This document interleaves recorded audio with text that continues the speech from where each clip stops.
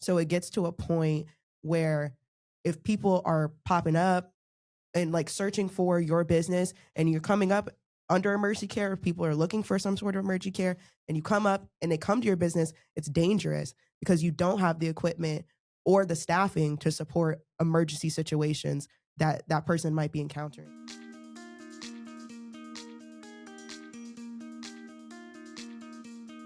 Welcome back to Walk-Ins Welcome. So I get to continue this series on with Meet the Pros. I've done a few now. Now I have Izzi on here. Hello. Or Issacah. Yes. Do you go by Izzi or Issacah? Izzi most of the time. Most of the time. Only certain people Issacah, like your parents maybe? Yeah, my parents do. My friends do sometimes. It's just either or. Yeah, okay. It's just, I usually introduce myself as Izzi. People ask a lot of questions about Issacah.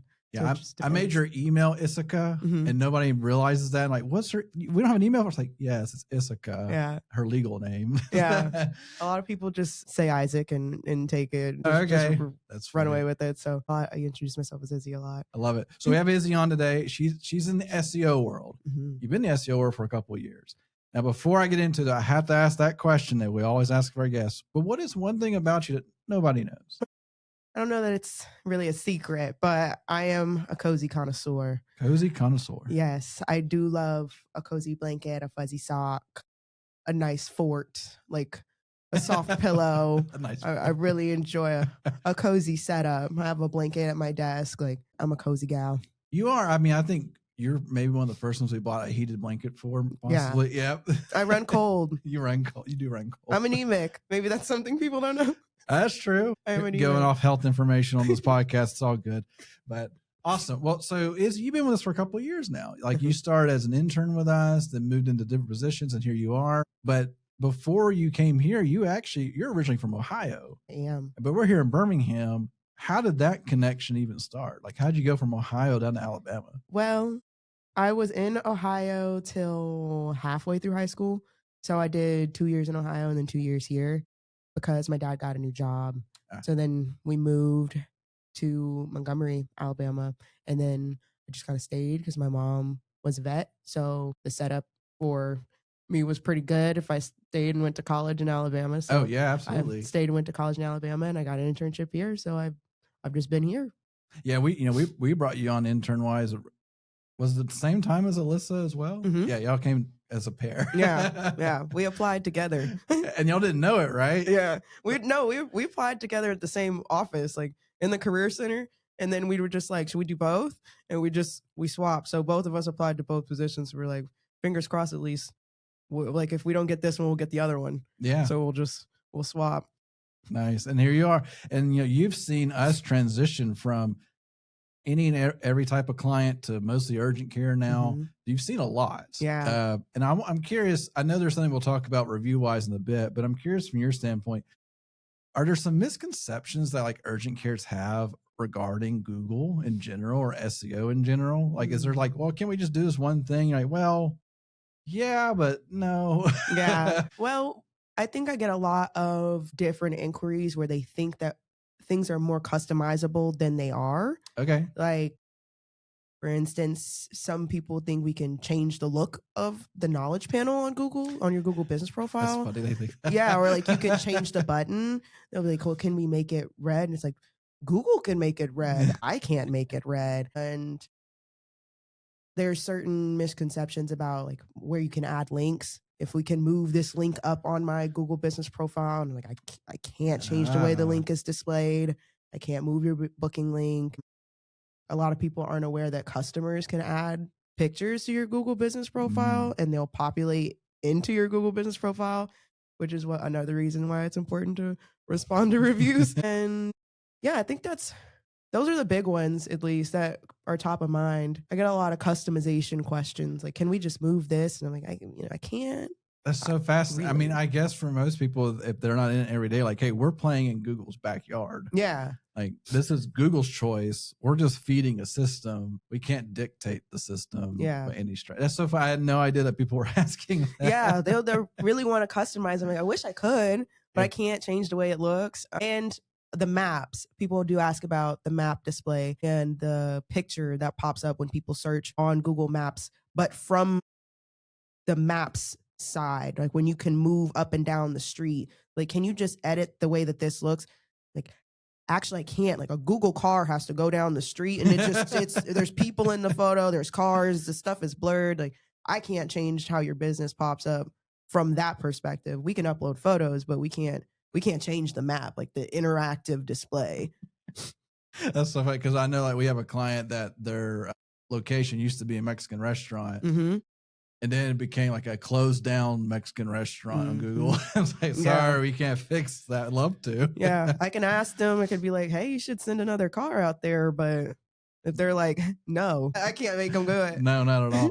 So, okay. And then I'm curious. So when we bring on an account and, you're having to go look at their business profile and you're having to go look at their website, you're, diagnosing like, where do I start? Are there some common themes of like, why haven't you done this, client? This is so easy. Or why did you do that? Yes. Yeah. What kind of common themes do you think you see out there? I see people in the wrong category pretty often. Well, Google does that too, right? Like it auto suggests categories. It can suggest them, but Google doesn't normally install, like actually activate those categories for you. If you put your primary category for what your business does as urgent care, and then all of your secondary categories are anything that is registered in Google that has anything to do with medicine, that's not a good thing. It's confusing. I think sometimes doctors have the perspective that they should identify their business with all of their certifications instead of what the business serves as. Yeah. You know, like if they're urgent care service, you're an urgent care service. You shouldn't put emergency care physician on your Google business profile as well.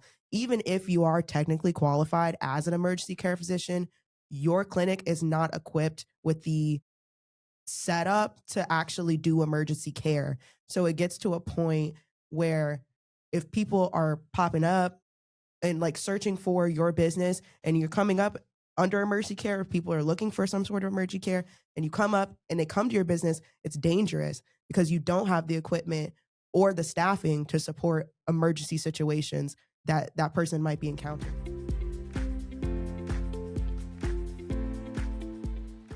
Hey, real quick, Michael here. I want to talk to you for just a second. Urgent care used to be simple. You used to just open a clinic, find your providers, and patients would just show up. That's not the case anymore. Patient care marketing pros exist to help fill that last piece of that puzzle where you have all the right things, but your patients aren't showing up. We're here to help you with that. So if you have a visibility issue on Google or you are just hoping to get that next set of patients to come in so you can open your next clinic or break even, we can do that for you at Patient Care Marketing Pros. Love to talk to you. Thanks. So I think it can lead people down the wrong path, and it can actually come back to you pretty hard because that's a difficult situation to navigate. You're already dealing with sick people, but now you're dealing with a sick person who might have a heart attack and they think they can get their heart attack treated for you, but they should have called 911. Yeah. I'm about to say, if you're in urgent care that has the phone thing that says, if this is an emergency, please hang up and dial 911. You should not list that as a service on your business profile. Urgent cares in general, I remove emergency care, anything from their category, because you're just not, even if you have served in an emergency room, you're not an emergency room, and you can't provide those services that an emergency room will actually provide. Like, you're not a full-scale hospital. There might be surgeries and stuff involved that you can't handle at your clinic. Not that you are unable to handle it, but your clinic isn't set up to handle those emergency situations. You know, I've noticed recently, I don't know if we have a client fully that does. I think we have one client in Texas that kind of does this, or they have a sister ER. But I've noticed in Texas that there are now urgent cares that do emergency room as well. Like there are both. And then they say we can bill your insurance differently, like in an advantage way. So I'm wondering if that's going to become a trend over time where this urgent care is now an emergency urgent care. Because like I said, I see it in Texas. I don't really see it much else. I feel like Texas and California are always on the forefront of medical. Huge states. Yeah. Huge states. Big state. As the World Cup people have discovered. Yes. Massive. Yes.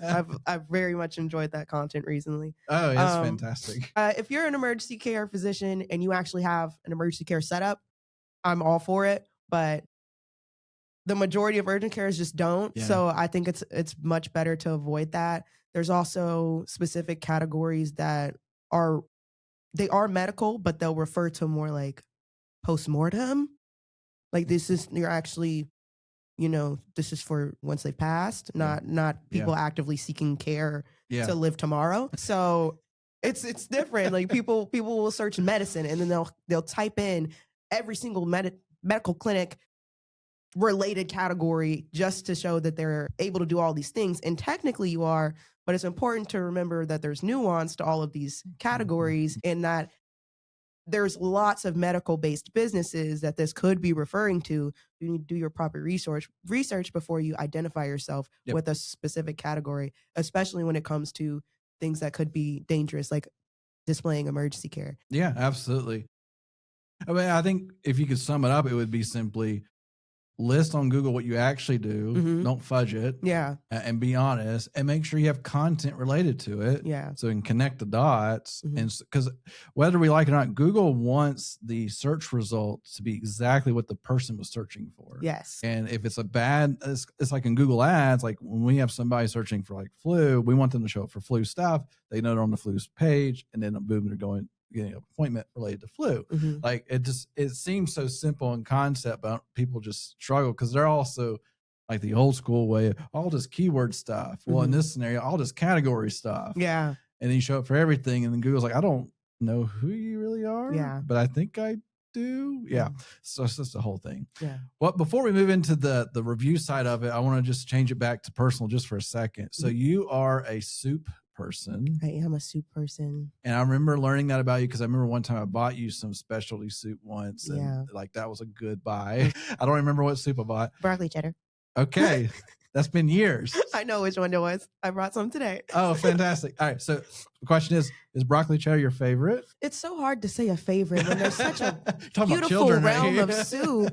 There's so many options and there's just so much good broth in the world. Wait, do you like ramen? Yes. Is that a soup to you?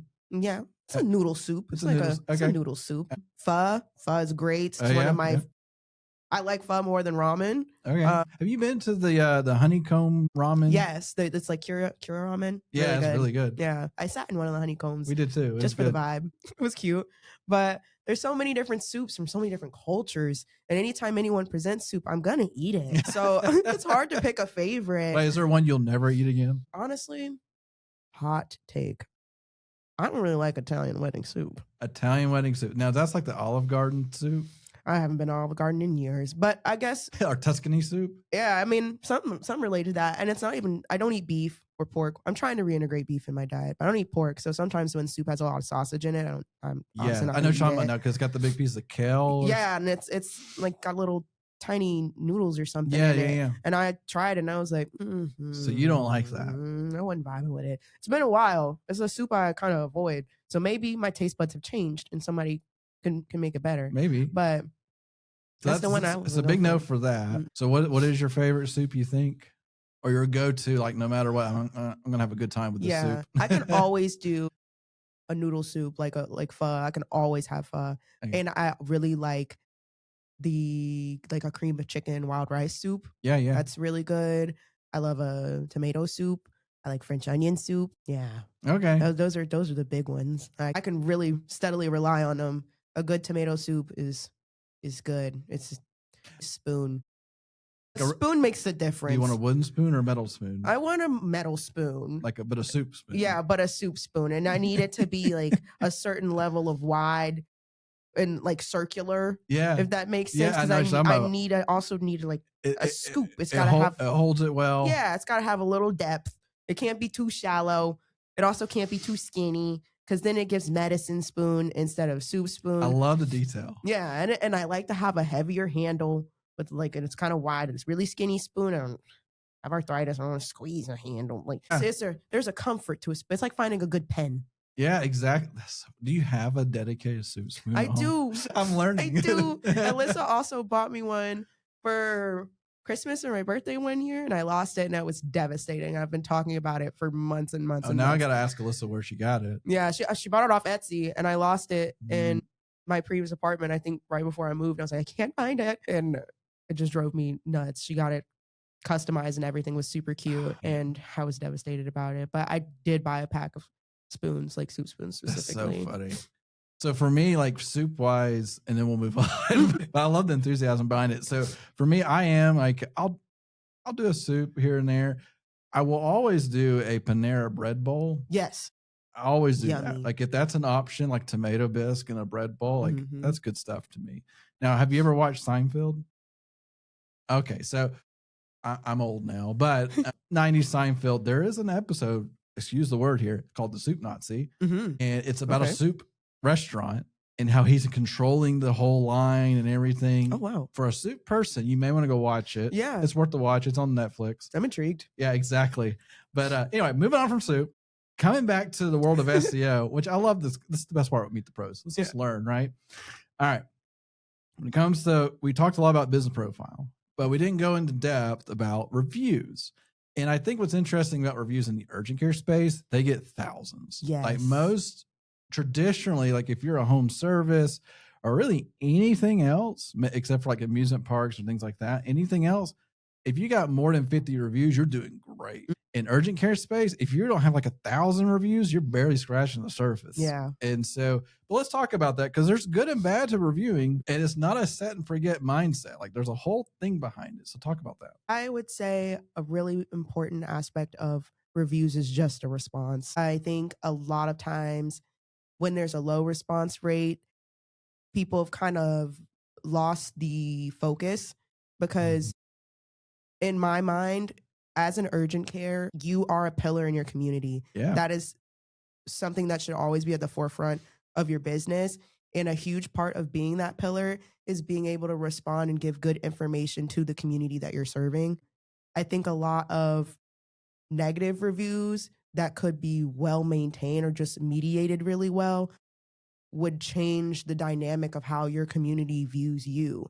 So leaving those with zero response and only responding to positive things, that's a really bad look. It puts a bad taste in a lot of people's mouths because some people have very valid concerns and accusations that are very harmful that would keep future people from ever coming to you just because of what one person said.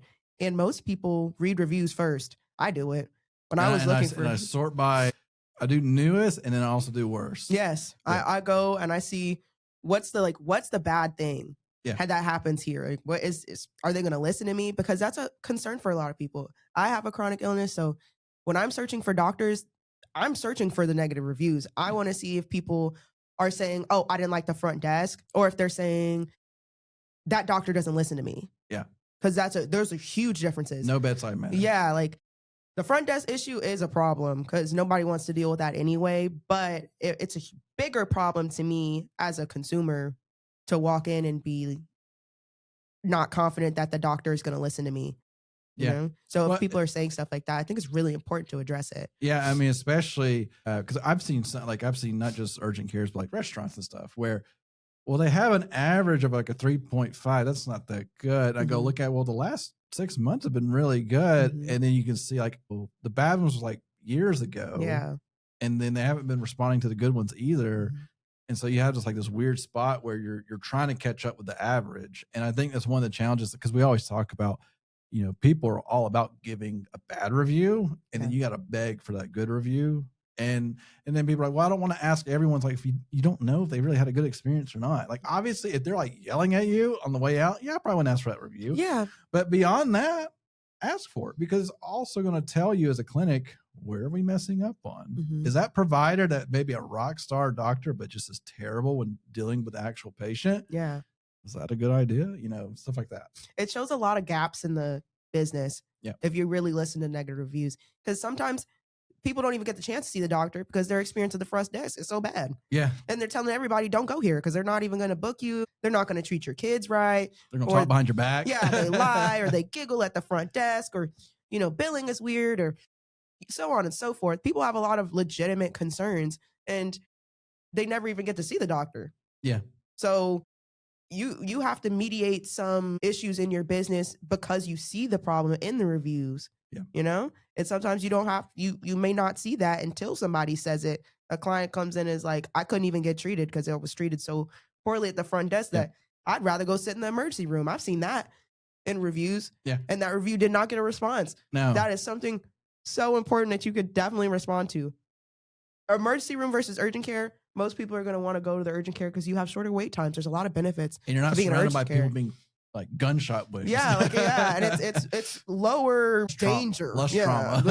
The scale is different of emergency room versus urgent care. And some people have left urgent care and the experience was so bad that when they leave the review, they're like, I left and I just went to the hospital. Like, I went and sat in the emergency room for hours because of how bad that experience was at the front desk for that urgent care. That's sad. Yeah.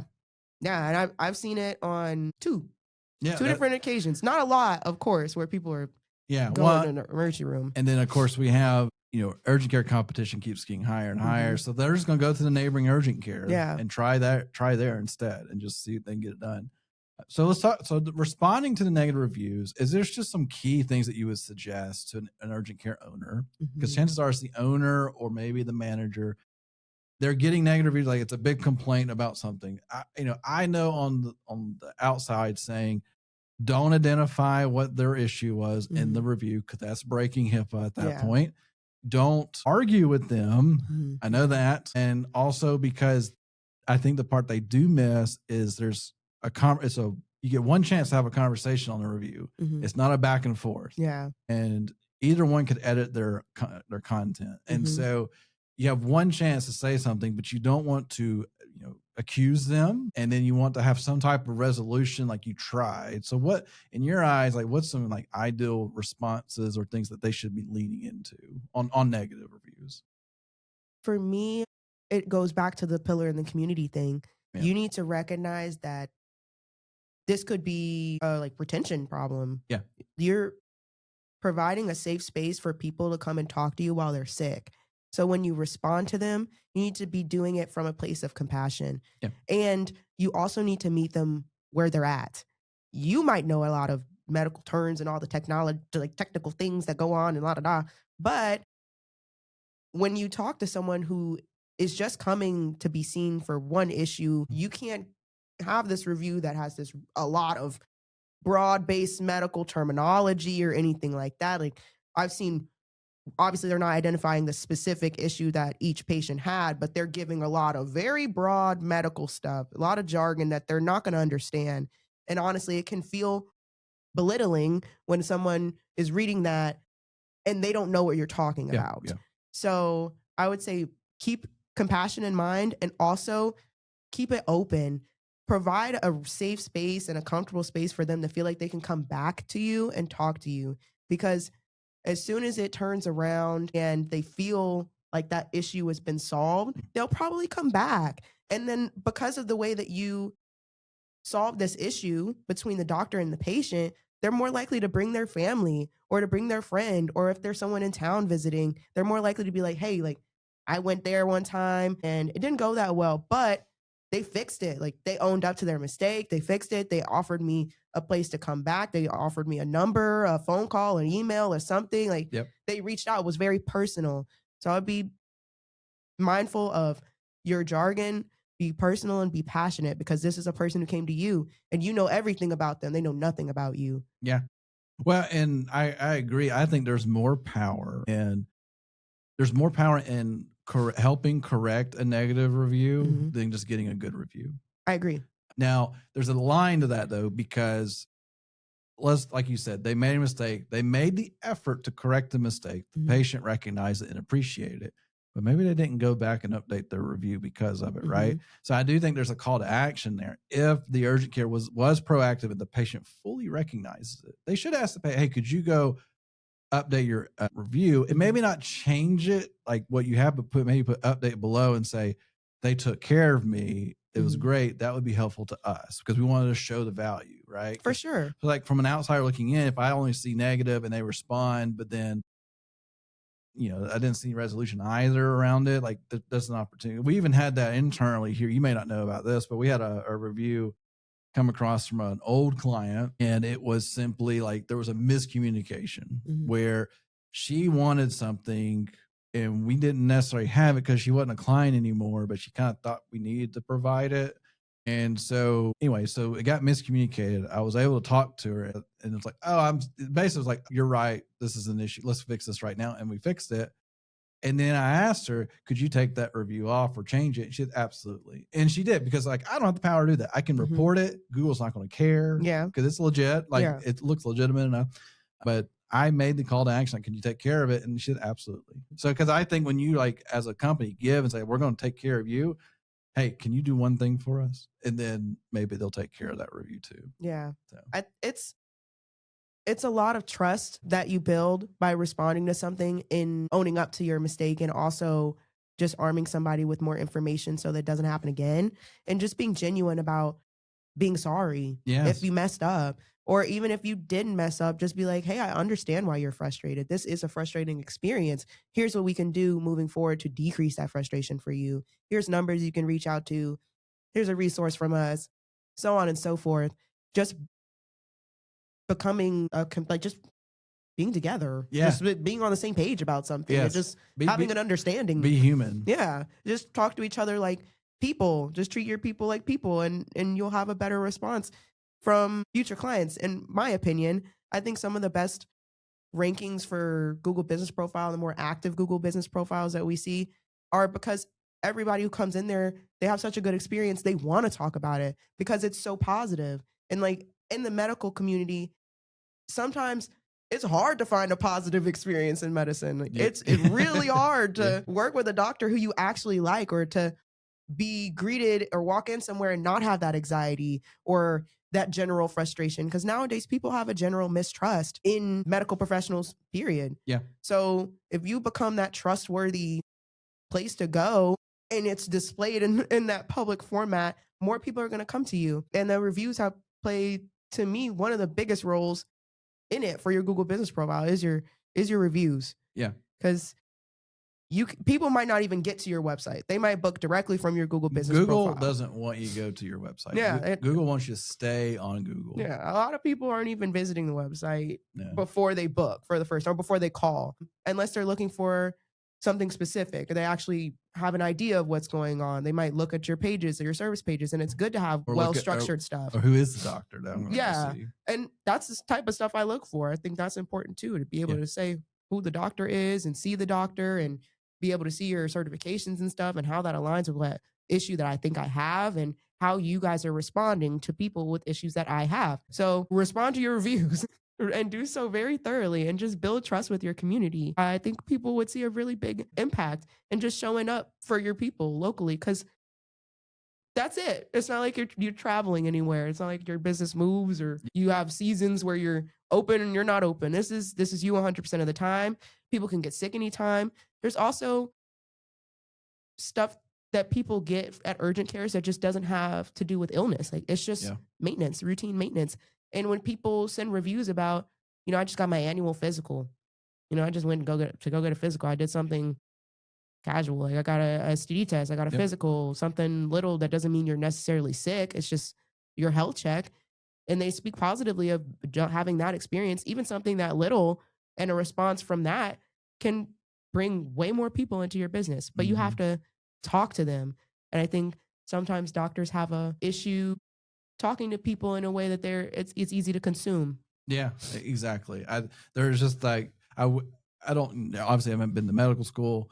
You haven't been to medical school. Mm-hmm. And so like, I don't know if there's like an element or a class to medical school that says, how do you talk to patients in a very normal way? And it makes them feel comfortable, because it's part of the experience. It really is. Now, obviously, when you're dealing with specialists and things like that, it's okay if you talk over our head, because I want you to be the smartest person in the room. Yeah. Yeah. You need to be the smartest person in the room, Yeah. There's a time and place for all of that. Absolutely. And I think it's really important to recognize that when you're responding to people in a public way. It's also important to remember, just because you feel a type of way about a negative review and you're responding, the tone that you set in that negative review is the tone that everyone who doesn't know you sees. Yeah. And it could be hundreds, thousands. And it could stop that one instance of you getting a little snippy. It's a human moment. Okay.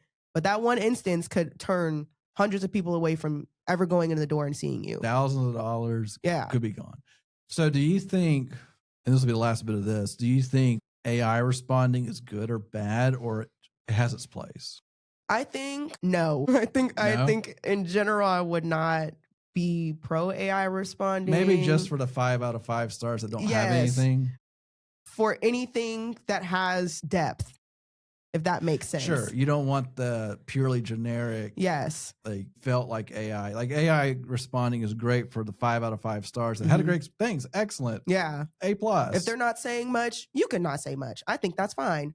Kind of meet them. Yes. Anything with depth, I would say no, because people are giving you a long response, a very thorough response. They took time for the good and the bad, and you're like, thank you. We'll see you next time. Thanks for a great review. Yeah. And they're like, I left 3 stars. What's going on? Because then it comes off as snarky. Yeah. So I think if you can customize it and you can be really more intentional with how your AI is responding, yes. But if you don't have somebody in place to be kind of managing that and looking at that, I've seen a lot of people with very obvious AI responses that did not look very good. And if there's nobody checking how it's responding or the amount of stars that it's responding to, I think it looks rude sometimes. And it just comes off very like condescending. Or shallow, or hollow. It doesn't read well if you're not managing it well. So yes and no. Yeah. Yes for really specific instances, but in general, I would say if you don't have anybody in marketing, if you're doing this on your own, probably not. Just take the time. Just set some time. Even if it's once every 2 weeks, just set some time aside and go in there and read them yourself. I've also seen some AI responses from other businesses break the HIPAA. You're putting out way too much about actual medical and stuff that's going on with the patient. Actually, we did not give you this medication. We gave you this. Whoa, that is not the place. So it can be finicky. I think if they left a 5-star review with no words, let the AI respond. It doesn't matter. They didn't say anything. It's not too bad.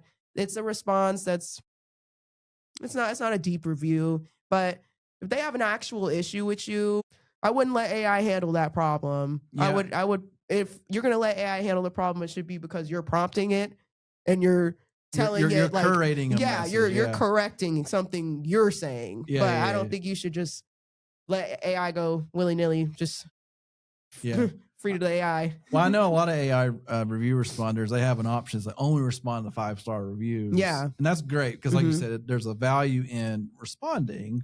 Like that needs to happen. But the second it gets any depth to it or goes into that 4, if there's a 4-star, something wasn't right. Although I did see one recently, like amazing service, blah, blah, 3 stars. It's like, why? I've seen people go back and change their previous stars. Yeah. Where their response, the business has already responded and been like, thanks, we're so glad you've had a positive experience. It's all negative. We love to see you back. And then they come back. Their response is from a year ago. But now the most recent review displays as if it was 2 days ago because they went back to their old review and changed it from 5 stars to 2 stars because they didn't like how their experience went. Yeah. Now it looks really snarky because you responded with those paragraphs talking about, thanks so much. And the review is negative. So I think it's all about having somebody at least lay eyes on it. You need a human somewhere to do a little bit of something in case situations like that happen. So you can respond accordingly. Like, just mediate. Love it. Well, all right. So we're coming toward the end right here. So, I mean, we kind of went through the gambit of the importance of business profile. Like one, don't categorize I'm a category of everything. Yeah. You're not, things like that. Content does matter. Responding to reviews, no matter what, matters, and be thoughtful behind it. Ultimately, don't just throw it out there and just say, good enough. Or be snarky, as you were saying. Yeah. Don't be snarky. But it's good to have those updates because it shows that you're consistent and that people are coming and that you're actually responding to the people who do show up. Yep. It's about trust building. I love it. Yeah, building trust not only because I think Google sees trust signals, right? And so I think it's just important to note, like, once again, like when you treat Google, treat it where how would a human that's never talked to you before want to see this? Like, how would you want to be perceived as? Because Google is your digital brick and mortar. And like you put all that effort into that wonderful building or whatever. Well, you got to do the same thing with your digital presence because they're going to see that before they see your building. So anyway, all right. The last thing I want to ask, completely off topic. Do you miss Ohio? Yeah. You do? What was your favorite part? What's your favorite part about Ohio? I like that it's not, let me get the proper wood, and it's very humid here. Humid. And every time I go outside in peak summer, I have to Oh. shower when I go back inside. 100% agree. It's just it's a really sticky feeling in the air sometimes, and the stickiness is something that I have never craved in my life. It's not. I don't like it. It's not good. In Ohio, it gets really hot still, but it's more of a dry heat, which has its downfalls too. But I miss the snow. I miss having winter. Here, it's like winter is a sprinkle. Yeah. And it's more like fall. And then we have tornadoes. Yeah. And sometimes it snows in the fall in Ohio. Here, winter is like fall. And then the fourth season is just construction. So that's funny. Or allergy. They could have its own separate season, allergy season, spring, summer, fall. And that's it. Nice. So it's kind of, I wish I had more Ohio weather. More experience of different weather patterns. But we are closer to the beach. That's really cool. Oh, that's true. Yeah. There was only man-made beaches. Lakes, I guess. In Ohio, yeah. Well, I was very central at one point. But like up Cleveland, beautiful. You have the Great Lakes. But everywhere else, you're not really getting any beaches. Not really any sandy places in the central Ohio. We're pretty landlocked. But here, you know, you can go to the lakes, you can go sit by a river, you can go to the beach. It's only a few hours away, and that's really nice. And it is warm. And when fall hits here, it is nice because you can wear like shorts and a sweatshirt type fall, or just a long sleeve and some light jeans or something. And for a good amount of time, it's good weather for cute layering. I love it. I love the mindset there. Mm-hmm. Well, Izzi, thanks for coming on. Issacah, Izzi. Thanks for coming on. I love having this Meet the Pro series. I love to learn about your soups. Yes. And the fact that you had a very specific spoon that's no longer with you. Yeah. It's a real thing. I love it. Well, Izzi, thanks for coming on today, and we'll catch you guys on the next one.